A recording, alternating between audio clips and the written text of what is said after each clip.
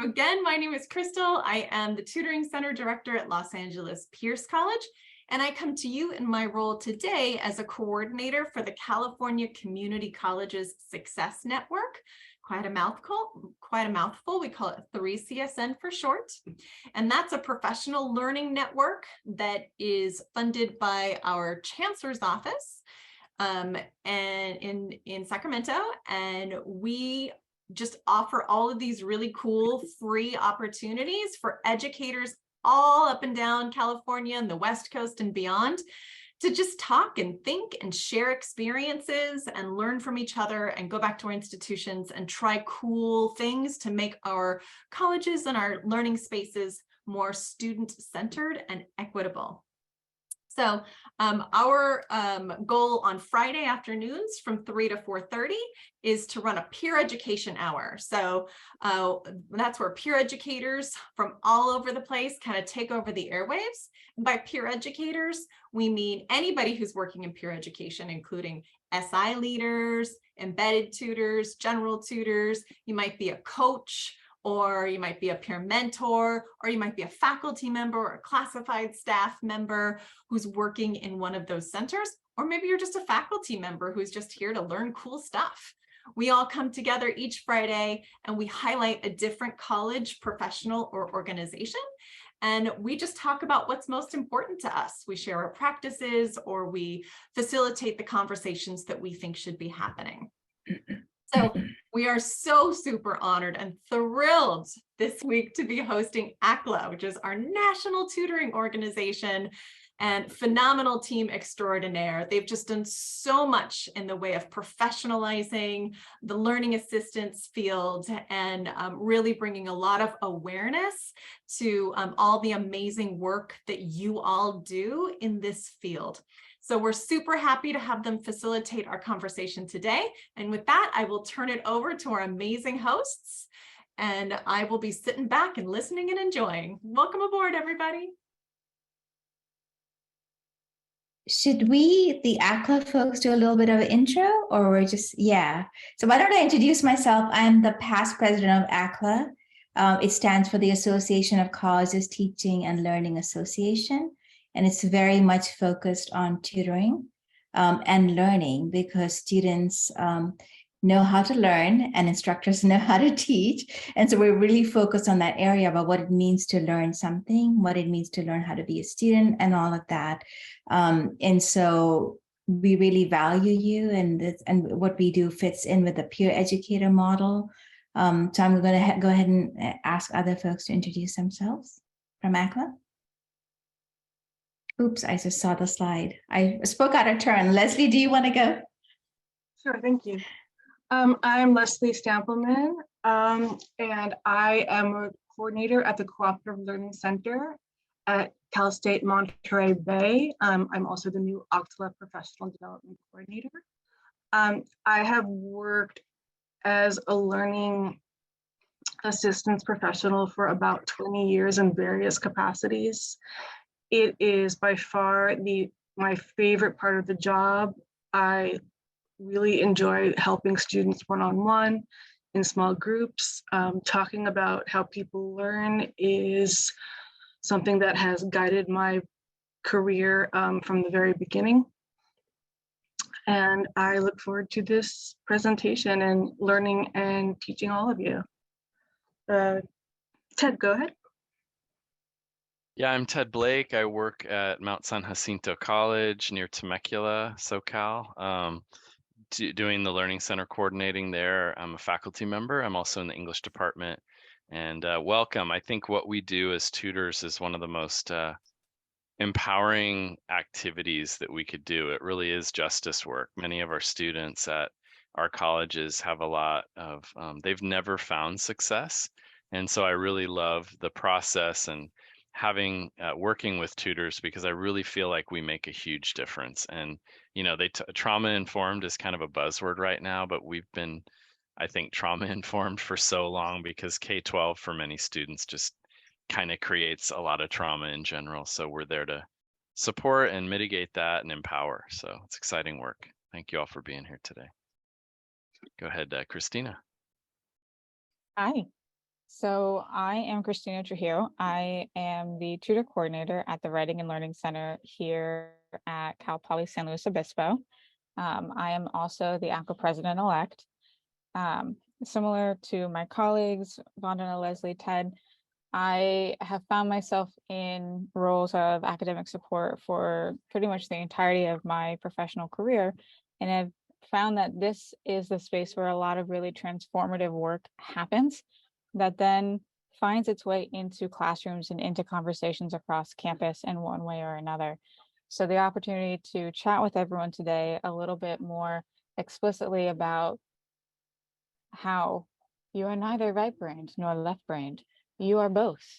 Tutoring is a multidimensional approach, I think, is a timely topic, especially as we are getting close to the end of a quarter, if you're on the quarter system like me, or semesters, because we are at a point of transition. And I think it's important to think about how multidimensional cross-disciplinary learning is also a point of transformation in how we think about our acquisition of learning skills and our implementation of those skills. So with that, I'm going to get this party started here and move us to talking a little bit about some outcomes. So we have kind of three key outcomes for our conversation today, and definitely chime in and add some additional depth, folks. But really, we'd like to highlight how the cross-disciplinary nature of learning centers is front and center in the work that we're doing, and give you kind of, for lack of a better phrase, three different case studies of how that is actually playing out in our different locations. We'd like to talk about how, to learn different ways you can teach students to solve problems, how that might look different depending on what literacy skills are being highlighted in a particular session, and how tutors and other learning assistance folks are kind of thinking about what literacy skills mean to them. And then to hear from student practitioners themselves, learn how they're putting their cross-disciplinary skills into action in their day-to-day work, in their different centers and programs. Vandana, Ted, Leslie, anything else you would add to that? No, I think we should just keep moving. That sounds great. Cool. So generally how this works, we'll talk about tutor training approaches and hear from, again, different peer educators for this first hour of the session. We'll go up to about 4 o'clock. And again, definitely please stay with us. We'll talk a little bit more free form after that about how this might be something that you can apply to your own centers. We might send some helpful links in the chat, as Crystal said at the top of the hour. If you'd like to drop us some questions in the chat, feel free. If you want to raise your hand, we'll see that note. But also, if it's helpful to just unmute and pop in and say you have a question, because I know sometimes it's hard to see things with a share screen, feel free. Vanu, do you want to take this one? Of course. I mean, we all know about, how important community is and learning from each other. So what we want to offer you is a chance to engage with concepts, starting off with a sort of an icebreaker about the big picture of how neuroscience talks to us about how we learn. So you'll be sharing your experiences and offering suggestions.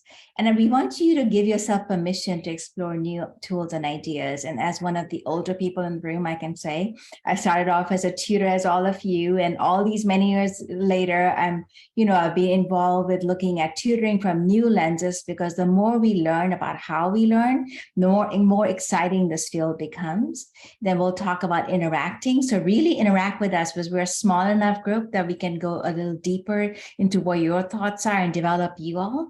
And really to be kind. I think kindness is sometimes seems in short supply when we look at the news, but we really want to share, support others as we have questions and share observations. So we're here to learn from you and to be kind with each other, because this is what the learning support field does so well. And so I want to take you on a little gallery walk, except we're all wedded to our computers right now. But what we're going to do is you're going to look at this gallery walk in your breakout room. I'm going to share it briefly. It has some of the big ideas that I think are really important to learning now. And it's all the things that we know help students, because when students come to learn from you, it's not the same as learning from the professor. What you bring is knowledge of what it takes to be a student at your college, what it takes to be a student in math or English or physics, and some very big ideas underlie that. So I know it seems like we're just doing a bit of talking, but a lot of learning is going on based on the science of learning. So I want to just excite you a little bit by thinking about all those different signs. And I hope when I click on it, somebody will have to click on it for me, I think, unless can I share a screen maybe? Okay, can you all see my screen pretty okay? Yeah, we can see it. Okay, awesome. Oops, here we go. So, oh my goodness me. All right, we'll try one more time. Here we go. I'm at the bottom of it, but we can start there. So you'll see on this tutoring gallery, I'll go from the very top. You'll see lots of ideas like, how do we learn? If you don't use it, you lose it. And what's the science behind it? And it gives you a little bit more detail about that. So for example, it gives you a memory boost. You need memory boost. You need to be alert. You need to be engaged. How does our brain process visuals faster than text? Why visualization of learning is really important. Then it talks about the universal design of learning, that we have recognition networks, strategic and affective networks, that we use our hearts and our minds and our bodies to learn. There's a lot of research about how, Ted was talking about trauma informed, like how we feel in our bodies about learning really determines whether we learn or not. I'm one of those people that get stressed very easily. And when I'm stressed, my brain shuts down. So I have to learn to sort of like really ease into learning. And you put me in a math or statistics or calculus situation, I'll be toast in no time. So I just want to own that we're good at some things, not at others. And why is group work different than collaborative learning? How does tutoring create belongingness? What is scaffolding? What is micro learning versus macro learning? And my favorite writer says that I've learned that people will forget what you said, people will forget what you did, but people will never forget how you made them feel. I still remember the first ever tutor I had. I also still remember the first student that said, like, what you said to me really meant a lot. So I think these things are not small. They kind of become part of our like positive learning experiences. So I'm going to let you look at all of these and explore, and maybe you want to add some of those to your own, but you'll be in a small group, and I want you to look through them and see like what you are doing in teaching and learning across disciplines. How do they relate to matters of equality versus equity? Do you work with the same students, all students the same way, or is it different? How do you make people feel relaxed? Do you blame music? Sometimes I'm in Zoom sessions. I'm teaching right now, but I go back and forth between teaching and running tutoring. So sometimes I've been in Zoom sessions and people are playing music to just let people like ease into mathematics or studying for the exam, right? So you want to think about all those little things that you do as tutors that really make a difference. And I want you to just take this time to get to know each other and see what ideas resonate for you. Does that seem like a good sort of way for us to get to know each other? I can't see everybody, but I'm hoping yes. All right, so I'm going to stop sharing. I think Crystal's, you're going to open up some breakout rooms, and we'll all be in breakout rooms, and some of us will be able to roam. First need that link in the chat, make sure it's working for us to see the gallery, right? Yes, so yeah. So I think some of us have editing rights. I just want to make sure you're able to open it. So that's Leslie, Ted, and Christina right now. So yeah, it's not opening for me, so I'm not sure. Is it opening for I everybody have else? it on my own computer screen that I will be able to share with the group that I'm in, if I'm able to do that. I can share it with the group that I'm in as well. So well, in the 3 breakout rooms that we have, Okay. we should be good. Okay, sounds good. So Ted, look for an email from me and see if you can open it then. Don't look for an old email. I was just going from the PowerPoint, so let me. Yeah, just go to that one that's in the chat maybe. Because it that's says fine. authorized user number 3, and you might be authorized number 1 or something. I'll send it to you in a minute. For now, I have one of you in each of the breakout rooms, so you should be able to Okay. facilitate that. We're Okay, good. so Yeah, I'll let's just join. move forward. Okay, I'll join yours, Ted, so I can open it and you if you're not able to. All right, I will open up the rooms, and Vandana, I will move you to the room with Ted, and I will see you all in about 15 minutes. Right, Vandana, 15 minutes? Yes. See y'all soon. Happy sharing. So we wanted to just share out like what people talked about in their groups, just in our common groups. So maybe Christina, did you have a group? Maybe your group could share what you all talked about. And Ariella, if you wouldn't mind speaking for us, if I could just request you.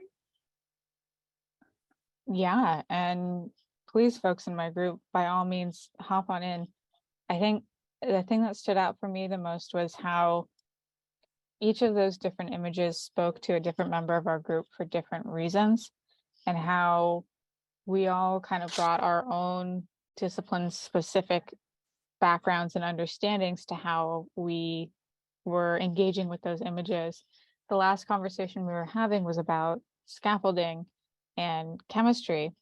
And I had made the comment that the scaffolding image was a neat image, but it wasn't quite fitting with my concept of things quite as much. But hearing it described in terms of chemistry sessions was really like helpful and enlightening to see how it's being applied to a different subject, but also for me to start thinking through the ways that I might connect that to my own particular area of expertise. Is there anything else from our group that anyone would want to hop in with? Maybe a different idea that you all talked about? Or did you coalesce around the scaffolding? I feel like we talked about a bunch of different stuff, but I mean, for me personally, I was just sort of commenting that I'm a sucker for less is more. So a lot of the images I tended to be drawn to things that were very, very concise and pretty self-explanatory, whether it be like the quotes or, you know, the equity versus equality that can illustrate its point. Because numbers scare me. And so I also brought up that on that note, my students would probably, well, a lot of my SI leaders being STEM majors, like they would probably be drawn to more of those types of images that had, you know, the data on best learning practices, which is why I wrote down like most of them so I can show it to them. Awesome. I'll be happy to share. I just have to figure out how to share it, but I will. I'll send it to Crystal. I'll just jump in. Oh, we have a hand raised. I see Yastan has his hand up. And all right. I think Ariella, right? You're speaking for our group, Ariella? We have a hand raised though. Oh, sorry. I'm not seeing the other one. Yeah, Yastan and then Ari. Okay, very good. So this is the same thing that, you know, I have experienced in my classes. I came to conclusion students are very much visual, at least the classes that I lectured, mathematics, engineering. As soon as it was visual, they respond to that. As soon as there are some text, they don't like it. So this is what are my experiences. So I'm trying to have everything visual, but it has some defect. In one case, in my classes of mathematics, I did everything, but finally this was the group that gave for final, and it was word problems. And my students suffered a lot. So that was the thing that I wanted to. Thank you. Yeah, we talked about like how much visual information we're taking in constantly without even realizing it.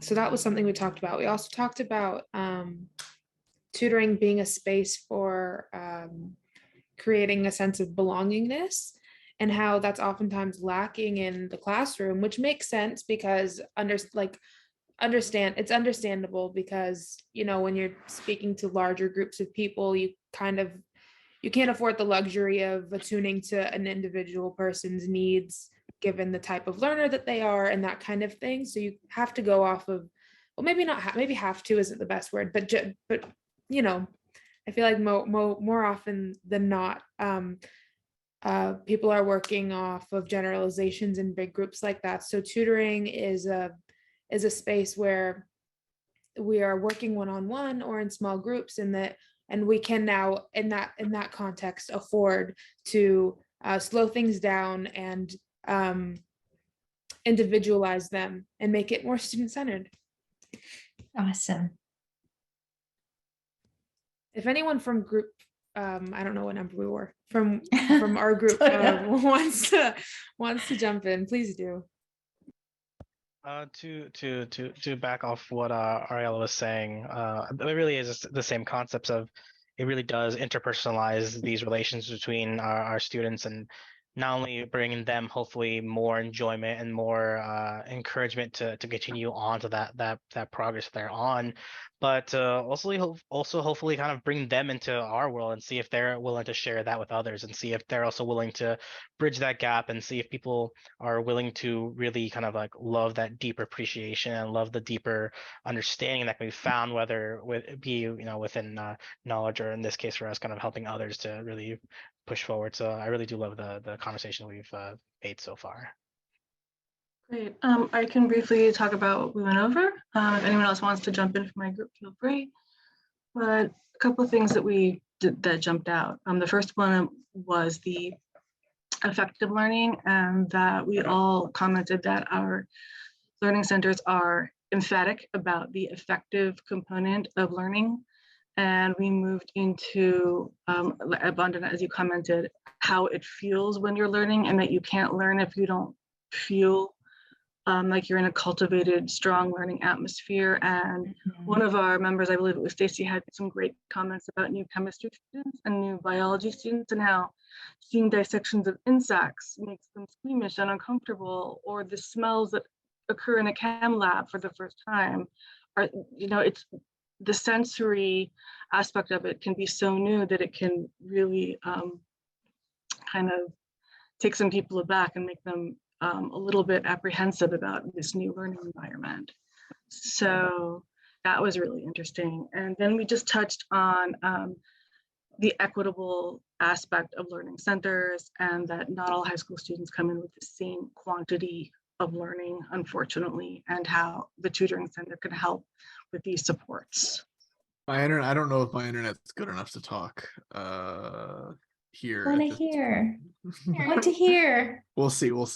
I was going to say that one of the things we talked about in mine is I am the embedded tutor for a mathematical logic course, which generally tricks people into thinking it's going to be a lot simpler of a course than it actually is.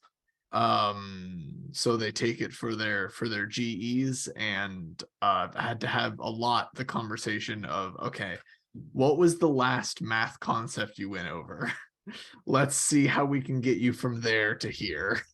And our especially our center was working on alert systems, early alert systems of students, like if their grade dips below a certain amount, or if they don't turn in like 3 homework assignments in a row, for the professor to just say, hey, try and get in contact with the student and see how you can help them, follow through by the end of the semester.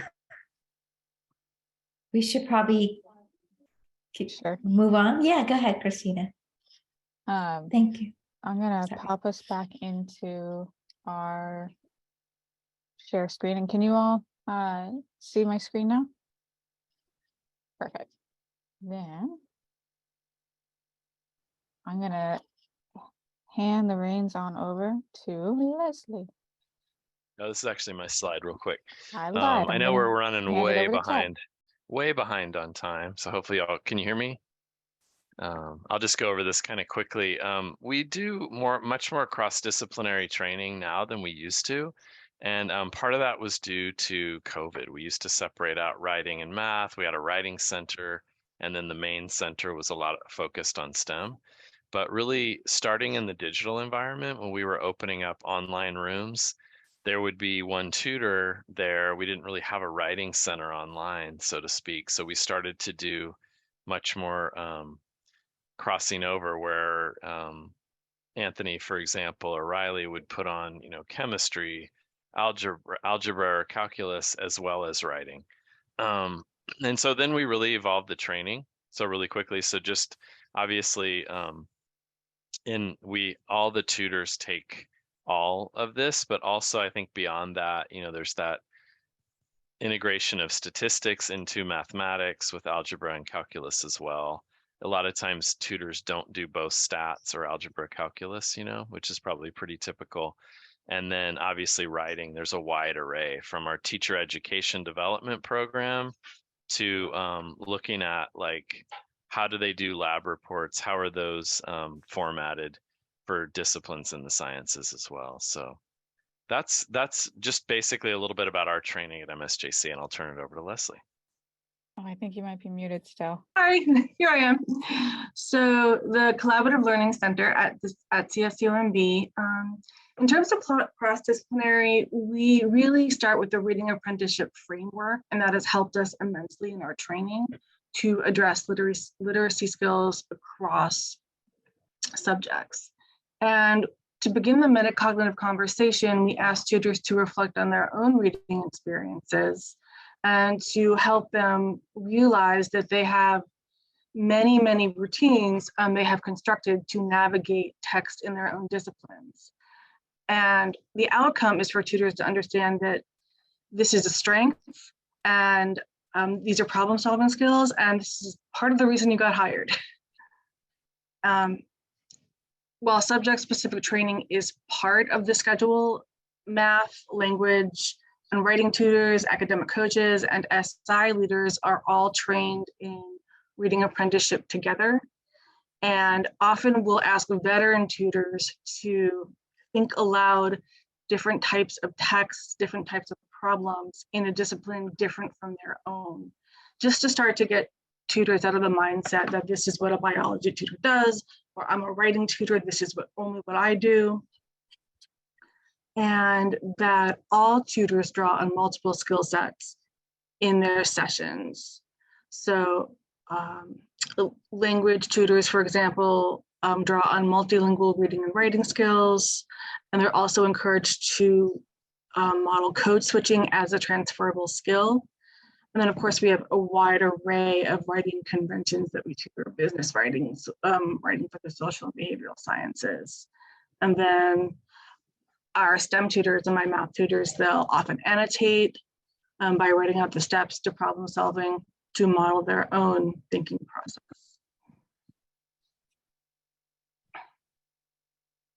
And so I'd like to just end with some observations that our tutors made after trying to think aloud. So I just grabbed a couple from our notes. Figures are important in a textbook. I noticed my partner looked at the text holistically. They went straight to the bolded words versus the numbers in the instructions. And then one of my tutors recently said, I'm all about quantitative literacy. I always redirect students back to the instructions. So that really stood out to me. Thank you.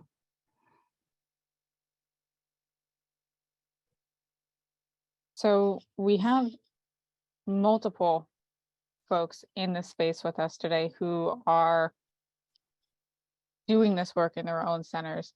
But in particular, we'd like to kind of highlight Sarah, Anthony, and Riley, and just ask if you would all kind of speak to your experiences doing this kind of cross-literacy, cross-disciplinary understanding in your own spaces. I think got some questions for y'all. So I think Vandana's got the first question, right? Can you I see that do. question? No, I cannot. Where is it? Okay. Why don't you ask it? Go ahead and ask it. Sorry, it's in the PowerPoint. So I'll go ahead and go first.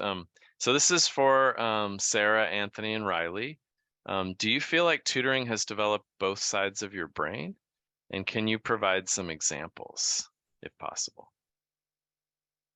And anybody can go.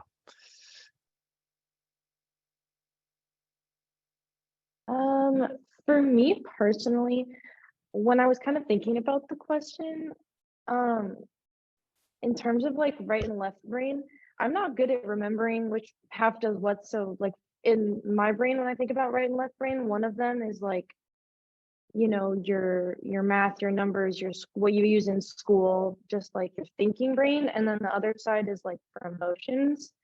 And so like in my setting, the course I lead is particularly, it has kind of a bad reputation at my school, in terms of like the difficulty level. And so I have a lot of emotionally distressed students that come to my sessions. Um, and I think something that's really helped me to like in terms of develop both sides of my brain is like become more emotionally aware of like the people that come to my sessions and the environment itself. So that way I know how to adjust.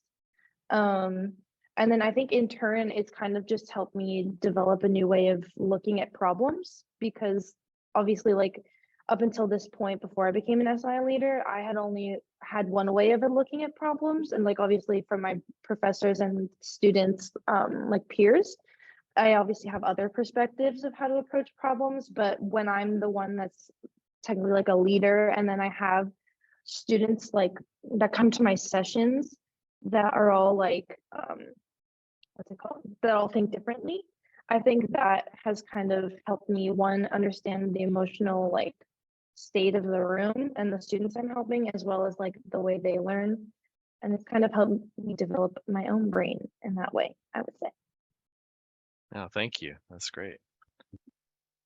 And so to answer that question, Ted, I would say in terms of developing how, you know, how it's helped me kind of build upon both sides of my brain. When I first started off tutoring, I didn't quite think that I was going to be approaching all these problems both from that kind of creative and analytical side. I thought it'd be mostly like I'm just going to be looking over at these problems, we're going to solve them together and kind of go over this. And the more I started to really analyze the work we were doing, I started to really understand the applications of what you can do within them. And I started to really understand that there was these intricate, weird worlds of, for me, it was kind of like finding like art again within specifically math, which I thought was something I would never find or would never really appreciate. And suddenly I was able to really kind of build upon how I wanted to really interpret information and how I really wanted to understand everything a little bit more than I was just at that level of, well, this is a math problem, you know, A plus B is C or something along those lines. Now it was more of what am I really looking at? How can I continue to break this down? What does it mean when I apply these things into other real world scenarios? As well as what can I continue to do with this now that I'm starting to like, again, we're taking these baby steps, but how can I keep building upon that? And why do I want to keep going further? And this came from like never wanting to really go into the world of education to now I want to go like incrementally, you know, exponentially further than I ever thought I would. So it's just kind of a crazy world of how I want to continue to develop because of the, you know, tying in those two worlds of creativity and analytics. I That's just awesome. want to say, I bet your students love that showing your thinking that you just described, right? Because that's exactly how we learn. That's very cool. Yeah, that's great. I know Devin, you got your hand up. Was that a follow-up question? And then I know we're going to probably hear from Riley as well. Go ahead, It was Devin. another response, if that's okay. Yeah, go for it. Yeah, let's hear it. I was going to talk about how in the sort of disconnect between math and writing that people feel, especially in the lower division classes, really comes to a head in proofwriting classes, at least at my school. I've been tutoring. I took our school's proofwriting class last semester, and I'm tutoring it this semester. And so many students come in where I'll just read it and go, that sentence doesn't make any sense. And they look at it and go, wow, that sentence, wow, you're right. Yeah. And it takes them because they're trying to translate these thoughts that they've never had to write down before onto the paper. Because they've only just, they haven't written down any of their assumptions before when you start doing calculus or something like that. And then when you do proofwriting, they're like, well, what do I assume? What can I just take for granted? And it's hard to split those things apart. That's a great example. Thank you, Devin. Riley. Yeah, just to answer that question, sorry, I'm not I'm a little sick, so it sounds a little bad, but You're good. basically it's like the left side of the brain and the right side of the brain. I mean, we call it the right side of the brain because most people are right-handed. We love the right side of the brain. And that's the part that like that's art and that's emotion, like Sarah was saying. But when you look at the left side of the brain, that's like, you know, math and logic. The like part of the tutoring session is like integrating those two. So if you introduce like art and fun and emotion into the logic part of it, that makes people, it helps them understand the concepts in a way that like it really sticks with them. Like I have one tootie that comes in and she likes to speak in a British accent just because it makes it like more fun when she's reading or talking about dogs for problems. Like Anthony was saying, like there's an art and math that you never really expect, but when you're tutoring it, you're like, wow, it's beautiful, you know? That's cool. Thank you very much. And we're going to move on. I think I originally had the next question, so I'll go ahead and ask this one to y'all. Has your definition of literacy and the disciplines that you tutor most changed since you became a tutor? I think a couple of you answered this already. What has tutoring allowed you to realize about literacy in particular, meaning kind of having literacy or fluency in a subject? What skills and qualities do you see as important to literacy? Well, I'm going to put that in the chat since that was a long question. Let me paste that in. This can be for anyone. We're kind of, Crystal, I do want to kind of pause here because we're at 3:57 according to my clock. And I know some people have to dip out at 4, but we're going to continue. We got a few more questions for our tutors and for you all. So I'm going to turn it over to Crystal for a second and then we'll transition back in case people have to go. Yeah, just real briefly, we'll keep going. We're going to keep rocking this party, but if you do need to leave at 4, we completely understand. I just put some links in the chat. You know, if you'd like to facilitate one of these in spring 2023, let us know. Do give us some feedback and we will be back next week. Or no, not next week. That's Thanksgiving. Don't come here tomorrow. Next week and the week after that, we'll be doing Writing Center Roundtable. So I don't want to interrupt the party. Keep it going, but check out the links in the chat. Thank you, Crystal, and thank you all. If you have to go, thank you so much for being here. But this one, I mean, I'll open it up. I got Stacy with a hand up, so go ahead. But before we do that, can I just invite everybody to come to ACLA because tutors can come free and we want you all there because we'll have lots of really interesting sessions for and by tutors. So do come. Sorry, go ahead. I'll put a link to our conference in the chat here. Oh, and I put here's the question in the chat. Go ahead. Oh, who had their hand up? I forgot already. Sorry. It was me. Yeah, thank you, Stacy. Sorry, you took it down. I couldn't find you. No worries. Go for it. Yeah, I hadn't thought about this before, but I realized when you asked the question that I've really come to appreciate etymology as part of my literacy, word origins, and because in anatomy and zoology and kind of bio in general, there are all these Latin root words. And so just understanding Latin roots or sometimes Greek in taxonomy and different like genus and species names for animals and all kinds of things, it can be really helpful. And so I've just come to have I even took a linguistics course because I was like, wow, I've got a lot to learn about language, just being somebody who only speaks one language and not the best. So I've just tried to kind of expand my appreciation for language in general as a, universal human construct. That's great. That's a really good example. Thank you, Stacy. Go ahead, Anthony. To answer that in another way, it definitely has me appreciating how to really approach I hate saying the world mathematically, but traditionally, I in my mind, I would be looking at everything as in terms of the word of literacy. I'm not really understanding what these words mean and how they can be applied. But when really applying that within the world of math, I was starting to realize, specifically within calculus, and how everything can be kind of interrelated by either going deeper or pulling back out and kind of like expanding upon ideas. And that then weirdly enough started kind of going back into my writing when I started writing, and I really started to expand and condense things I never thought I would be able to comfortably do.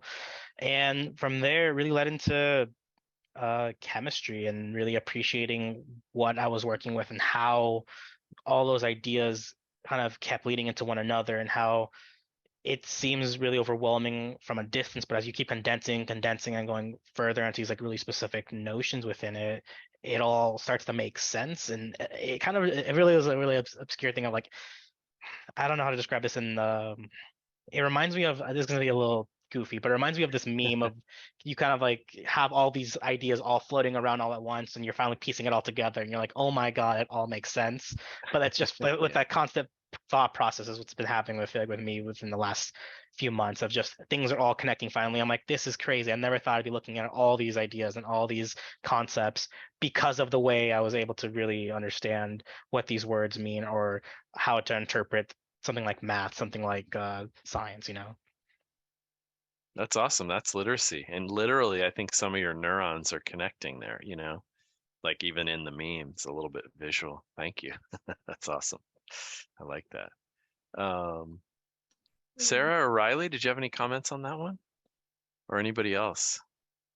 Yeah, no, it's definitely, it's like how we always try to say, like giving students something to put in their toolbox.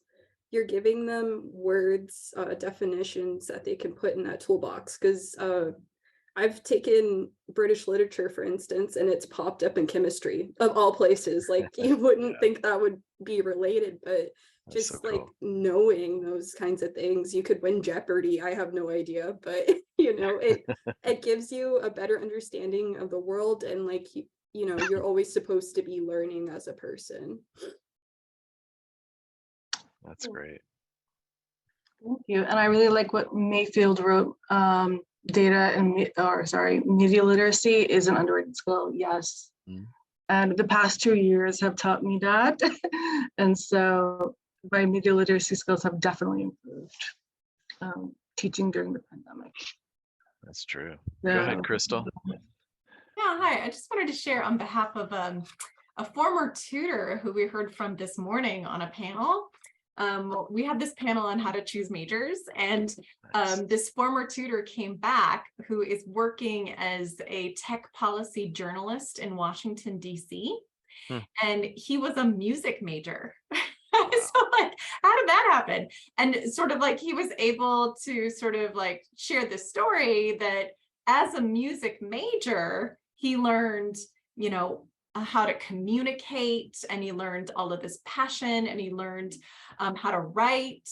And it was sort of like all of those skills that helped him just sort of like enter these writing contests, which, you know, led him to this job in journalism. And just like such a beautiful example of how, you know, just sort of like if your mind is open to those synaptic connections, we see connections everywhere, even between being an opera singer, right?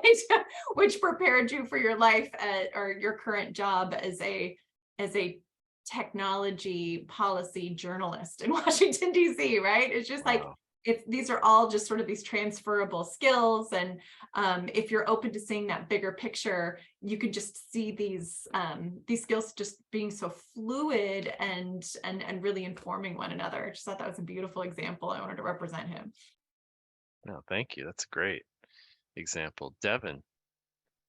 I was going to say literacy's combination with mathematics is very strange because I assume all of you have taken lower division math courses, and I assume not many, except for the actual mathematics majors and professors, not many have gone past that. But basically, right when you get past that, it's all writing. All I've done, all my homework is in paragraph form. And people don't really know that about math. It's all proofwriting. And some math majors actually get really surprised by that, because even they who want to do math don't know what it's actually like when they get to the upper division. They're going off of the promise they got in high school that this is what math is. And I've actually I know one tutee who might not be a math major anymore soon, because in their proofwriting class, they are really not they're just like, I just want to go back to doing algebra. And I'm just like, well, it's not algebra anymore. And like abstract algebra sounds fun. And I'm like, no, it does not. Not if you want to be doing algebra. Interesting. That's cool. And so it's a very different view at that level of literacy. And that's why the proofreading class I mentioned earlier is so important, because that's probably their first interaction with like, okay, that's cool, prove it.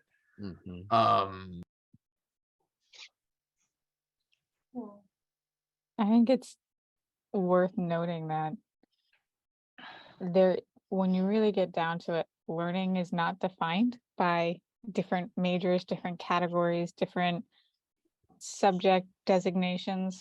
Because as you're saying, Devin, there's so much crossover when you get into like the nuance of it, that you're going to be writing no matter what you do. You're going to be engaging with numbers no matter what you do, because that is a component of the learning process. It's quite a myth buster right there, but even about left and right brain, right? We may think we have a preference, there are dominant spheres, but we need our whole brain. It's too expensive a muscle to be only using little bits off, you know? So can I lead into the next question, which is actually very similar to what a lot of our responses have been.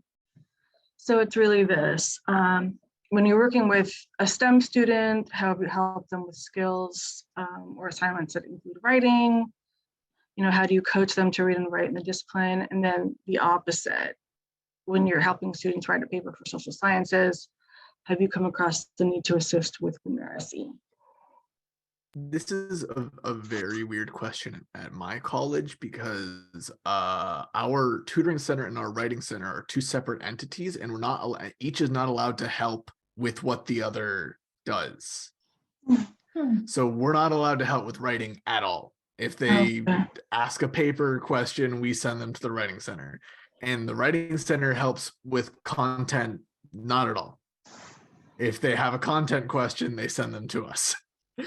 And so I am in a because of philosophy of mathematics, which is something that the writing center doesn't really have the capacity to, at least content wise, and because of proofreading classes, which are writing, but the syntactic structure and the way that you write the thing are entirely different from your history essay or your like English essay. I get a very weird place where I get to do both. Math majors, we get to do a lot of writing tutoring, specifically the math majors do, which a lot of the other majors I don't think see, because we have such this like, all right, that sounds like a writing problem, go to the writing center to deal with it. Right.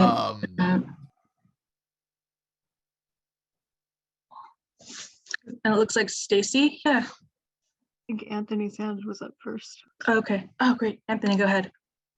In terms of assisting in that aspect, it's relatively similar, but one of the most recent breakthroughs I had with a student was her struggle in understanding how to approach a lot of calculus-based problems. But the biggest issue she was having, she didn't quite understand how to read any of the problems.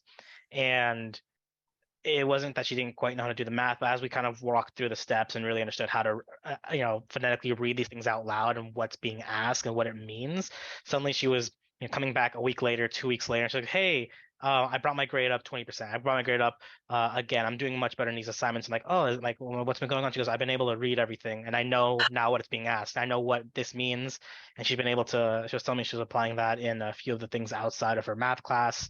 And I'm like, just real happy for her, because didn't expect that at all with just kind of walking through some of those steps. But turns out she just never really had a lot of people really try to show her what was being asked within these problems, or what that would ever transition into. So it was kind of a nice little touch on that. Thank you, Anthony. That's great to hear. I'm so glad. Yeah, Stacy, go ahead. Yeah, sometimes I have students come to me, especially about reading journal articles when they have to do a big research project, and they're really overwhelmed by this huge amount of reading because their strengths are in STEM. And so a lot of the time we'll break it down, almost like a graphic in one of their textbooks that's like a schematic, and we use different color pens or highlighters to separate it out and think about it as functional blocks. And we talk about structure and function of the paper because they're used to thinking about structure and function of molecules or anatomical groups and things like that. And so then we almost treat it like a scavenger hunt of what are we looking for in the methods or in the discussion, or let's start with the abstract, or we don't have to read the paper from, first word to last word. We can jump around and reread certain parts and make connections and get a piece of paper out, do some diagramming. And then when they're writing and they have to actually, do a write-up on their research project, not just a presentation, again, diagramming and kind of doing like a concept map to put down certain ideas, like a brain dump, and then start drawing connections between those ideas and then start to form an outline for a paper. Because I get that it can be really overwhelming to just sit down and write, like, let's do some drawing and some schematics and try to translate this in a way that you're used to thinking so that you build that skill. Thank you, Stephanie. So, Stacy, thanks. And Sarah. I just was going to talk about, because you guys have brought up a lot of great things, and I was just going to touch on like the aspect of what's it called? What were you guys just talking about? My brain just suddenly broke. But you guys were talking about a lot of things of like breaking things down and making it into easier components, and I think for me also, like because obviously like in an SI session, it's more than like a one-on-one or like a group of like 3 people. I usually, like, my sessions can get pretty big. And so something that I like to do is before I get there, is I guess I have I've noticed a struggle with a lot of students. Like, it kind of goes back to what Anthony was mentioning about how like you'll have students come and then they don't plan on being regulars, but then they end up being regulars because the way that they kind of approach things makes them come back because it helps them. But I was going to say, sometimes you experience where like you have your regulars, but then there's that instance where you have students that aren't regulars and they're kind of, I don't like using the term fall behind because I feel like it creates a negative connotation for people that just don't like that, for people that kind of just struggle more than others. But I was just gonna say they have more of like a, what's it called? What was I just talking about? Oh, when they don't know or when they are struggling more than the people that come regularly, something that I've kind of adapted in my SI sessions is like, and once you've broken it down with the students that come regularly, now something to keep it student-centered is now having the students that you've broken it down with individually already kind of have it break it down to the newer people. And that's something that I've really liked implementing in my sessions because 1, it makes them build relationships with each other. 2, it saves me a lot of time and trouble so like I can focus on like other aspects of the session. And I think it's just a great skill for them to be able to teach someone else, because I feel like in the field that we're in, like the class I teach is more of like a biological like major realm. So like I feel like those people are oftentimes going to go into like a scientific type of job where they are going to be expected to know how to work in groups and how to like help each other navigate through those things. So yeah, and I think also something just that I wanted to mention as I was listening is when we have students coming in and they might just not know, like I kind of mentioned, like when I was thinking about it in my head, that when you're talking to students, there's sometimes like a knowledge gap, I feel like. And it kind of goes back to, again, what Anthony was saying earlier of like when you, I don't remember if it was Anthony or maybe Devin, someone had said something about when they come in and you don't know what the last thing that they learned was, and it's kind of hard to teach them new stuff if you don't even know where the last thing they learned was. So I think just something I wanted to mention was like once you find an area of like common knowledge between you and the person that you're helping, I think that kind of helps, because you're not just reiterating like a bunch of stuff that they don't know. It's like you find a common area and then it becomes less overwhelming for both you, like as a person that's kind of helping, because you don't have to go through all the steps of explaining stuff that they might not even know. And then it saves the student from becoming overwhelmed because you're just throwing knowledge at them that they don't know. So yeah, I feel like I just said a lot of things and they might not have come full circle, but I hope that was helpful. That was so great. That was, yeah, thank you, Sarah. Yeah, absolutely. And I think to build on what you said, practicing knowledge, right, or activating schema, right, what you know can help practice literacy skills, or can pull skills that students have used before and maybe are a little dormant, right? Thank you.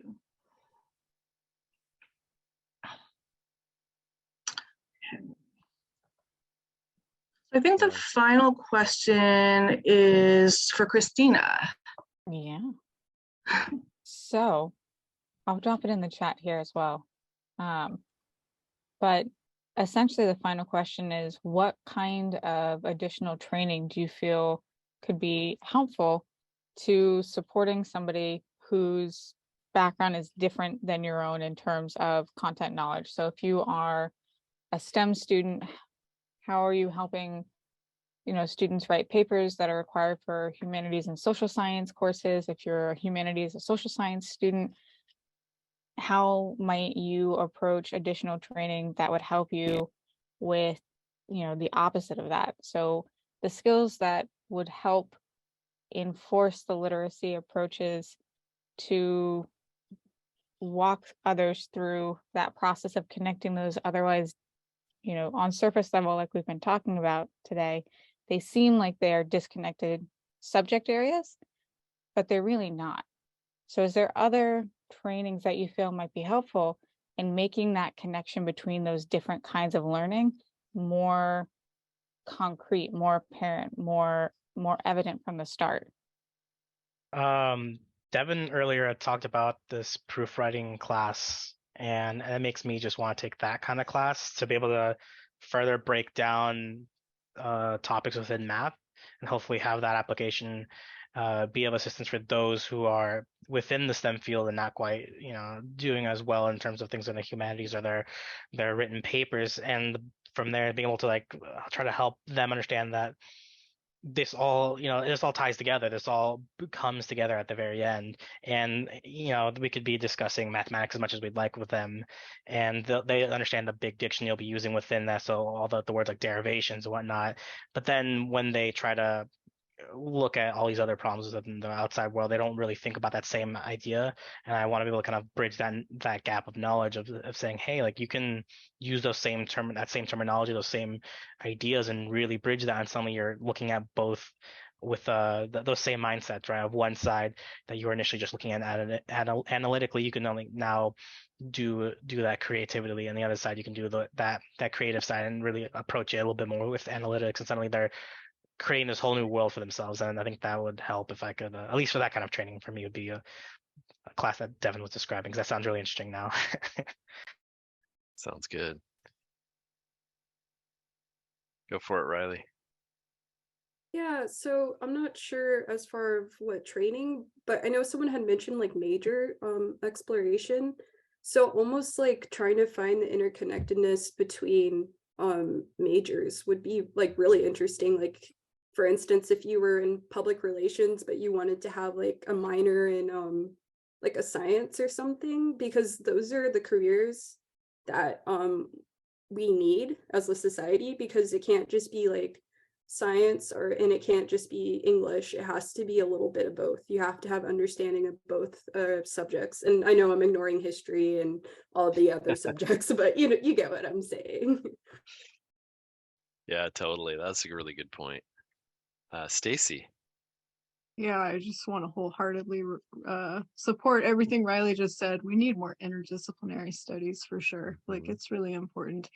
Just kind of splitting people out into different things. Like I'm spending way too much time at community college as a returning student. I studied history a long time ago at Sacramento State University, and I came back to school to study STEM, and I'm ending up considering a degree in philosophy, but biology and all these things. And it's because in biology, they're not really teaching us a lot of ethics until upper division. And I'm like, this stuff matters in the beginning, though.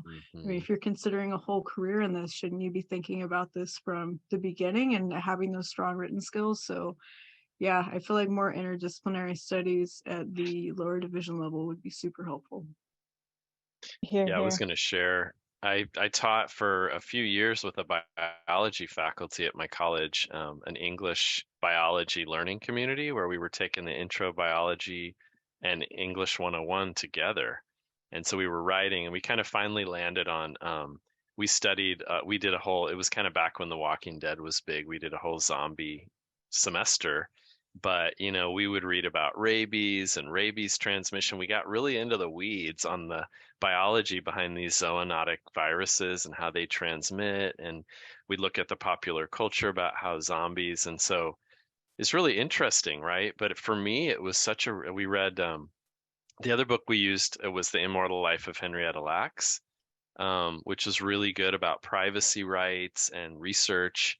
And then we also used one called The Ghost Map, which is about cholera in the 19th century, the cholera epidemic in London, which was really interesting too. And for me, as a lifelong English and literature teacher, I think part of that cross is it's such a relief for me to read about science sometimes because it's a very different kind of thinking. And so all those types of thinking, when you break it down, I think this was kind of what Anthony was saying, you start to see those different strands, and it's very empowering because you take it back. I might not take the biology back to writing a paper on Walt Whitman, but I'll take some of that logic and that looking for the beauty in those patterns back to humanities and literature, you know. So it feels really good too. And I was thinking about what you said, Riley, about when we embody things, we make it fun. So especially students that they're having to do their required lab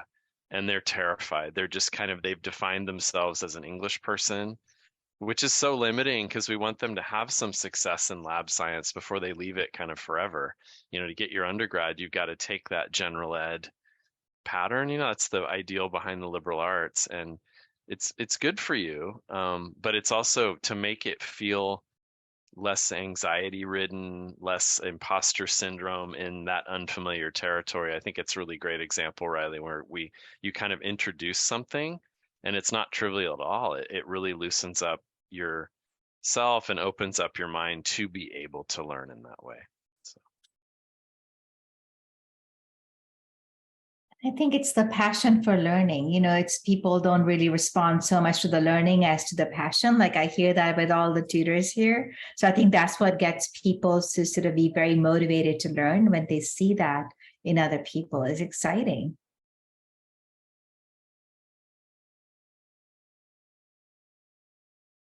I would agree with that. I would also say it's going back to, you know, what Ted was saying a moment ago about that experience teaching with a biology faculty member. I think experiences like that help highlight how different ways of investigating knowledge are applicable in different spaces. So that's kind of what if I was going to encapsulate what I have heard from everyone so far, it's just how empowering it is taking one thought process, one approach, one way of knowing, and applying it to something that seems entirely disconnected on the surface, only to discover that, again, that way of thinking, that thought process, that method of knowing is equally valid in this entire other arena of, you know, educational spaces. Because when you pull that out farther, it's equally valid as a way of approaching different aspects and different moments in our lives, that maybe you do need to have a more creative approach to one particular moment outside of the educational sphere, one moment in your personal life. And then you need to be able to take that analytical, you know, deductive reasoning approach that you might be using in that lab course or in this very intense math proofs course that we have heard much about today, and apply that to something that seems entirely disconnected. But again, all of these different ways of knowing, of learning, of being build on one another and are strengthened by knowing that you can kind of switch how you're approaching to any given situation. Because I feel like it may have been Riley who said earlier today, having different skills in your toolbox. That's what it is. It's building different skills in your toolbox. And And it's knowing sought that you can pull after, it out. right? Like in your job situation and your transfer. Ted put something about narrative. I feel like we're always telling powerful narratives about who we are, why we should be selected for a job, why the project is important, why this research is important. I feel we're bringing all of ourselves, and if we don't do that, then we're just seeing the knowledge, which is meaningless in an age of information explosion, I want to say. So, yeah. And I just want to end with bringing us back to learning centers and tutoring centers, that we help students get to those ways of knowing, sometimes in ways they may not be able to reach in the classroom for all sorts of reasons, but the fact that we help them, just the fact that we help them slow down and become more thoughtful about their learning. And I also acknowledge that there's some resistance there, that a lot of students don't want to reach that particular point yet. And so it takes some time and it takes some scaffolding. But hopefully when they leave our centers, they will be aware that they need to apply these critical thinking skills to multiple different types of subjects. And I want to just give a shout out to what we all do. I think it's highly underrated what centers do, what type of learning is sort of showcased and made visible. If we don't know how students learn, we're not actually being able to be successful at our college. So I want to give a huge shout out to everybody who came here, and Crystal for all the effort that 3CSN puts in, and to our own ACLA, which I hope you'll start to adopt as your organization, because we are very student-centered. So yeah, sorry, Ted, you were about to say something. No, I wanted to thank everybody. And I just one of the reasons I invited Anthony in particular, Riley for other reasons, which it's a longer story, but a good one too, is he was telling me one day just how much he was enjoying tutoring math and algebra, I think it was, because you're really understanding the applications in chemistry. You're like, it's just opening my eyes. And you talked about some of that today.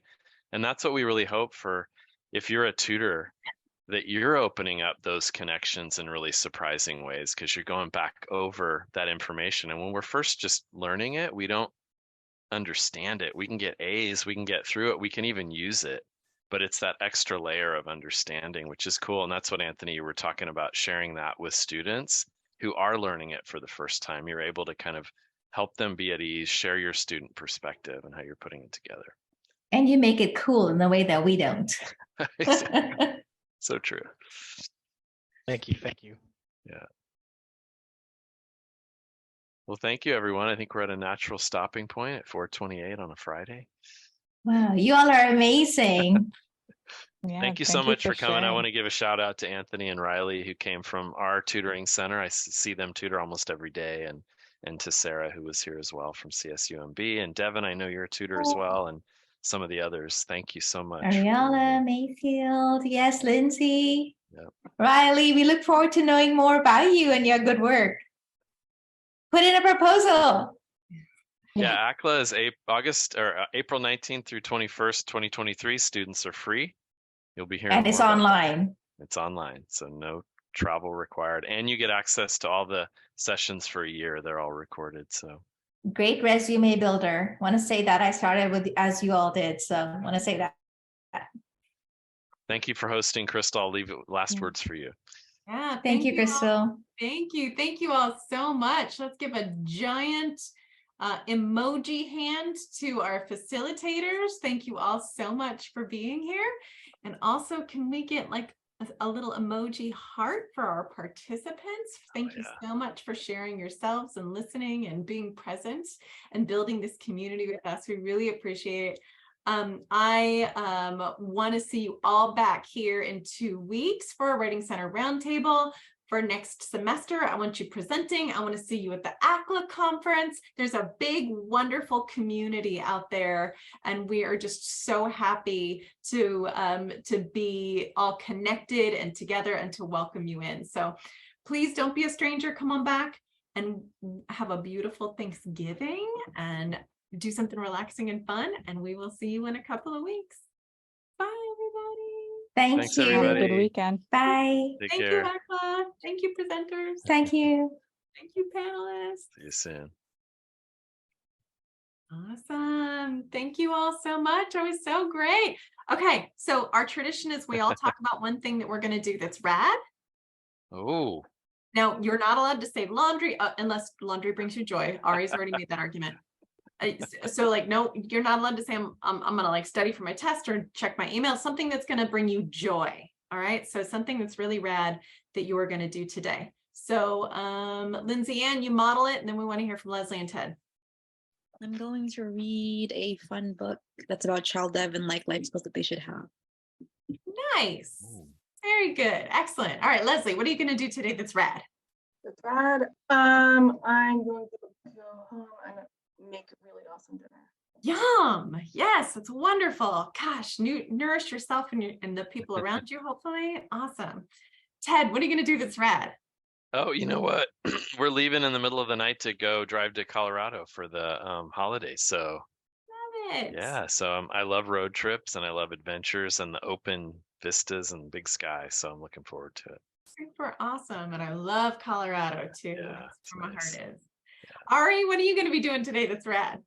It actually reminds me that I put the laundry in the washer like a few hours ago. So I'm gonna transfer that, and then I'm gonna light a candle and fold my stuff, and also at some point watch Shira. Oh, Nice. Ari, I'm gonna have to say I agree. Sometimes laundry brings me joy because I would do anything rather than grade the stack of papers I have. So sometimes it's like, even like, maybe I'll mop the floor. That would be, and I hate mopping, you know, but I'm like happy to be doing something menial than having to grade the papers. You know? So true, Ted. You know, when I was writing my dissertation, my cat litter was never cleaner. Yeah, exactly. There you go. You're like, I probably ought to clean that. Yeah, before I get started. Yeah, exactly. I hear you. So wonderful. How Thank you about all you, so much. Crystal? What are you doing? Did you share? I'm actually all dressed up and ready to go. My ride is already here. We're going to go over to Pasadena and we're going to go to the gardens and we're going to see some holiday lights. So I'm going to spend awesome. some littles and some bigs, all lovely family members. So I'm very, really very cool. Awesome. That's great. Sounds good. Thank you all. Thanks so much. This was fun. So much fun. That was really awesome. Thank you all so much. Yeah. I'll see y'all soon. All right. Take care. Bye.